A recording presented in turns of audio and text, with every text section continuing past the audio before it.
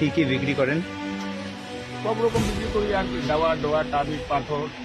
এই যে আপনি আমার ভগবান শিবের ছবিটা এখানে রেখেছেন, মূর্তিটা রেখেছেন, পুজো করেন আপনি? না ওটা এটাকে আপনি এখানে এরকম ভাবে রেখেছেন কেন? সব মালগুলো আর- কি মাল এটা? মাল আপনার কাছে মাল এটা?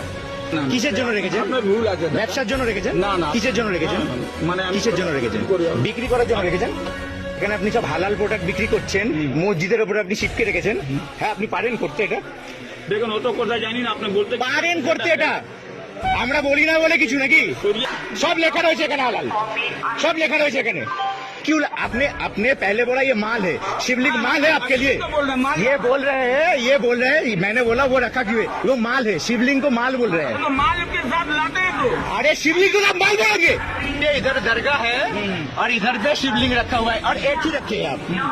ये नहीं कि मतलब सजा के रखे हो, एक ही रखे हो। इस लाइन से खत्म हो गया। झूठ मत बोलिए, झूठ मत बोलिए। पहले आपने बोला माल है ये। सही अभी भी हम बोल रहे हैं। सुन लीजिए, जब लाते हैं सुन लीजिए, एक बात बोल रहे हैं आप, यहीं पे कर सकते हैं ये, यहीं पे वेस्ट बंगाल पे ही कर सकते हैं ये सब। ज्यादा चिल्लाइए मत दादा। जी हम चिल्लाएंगे।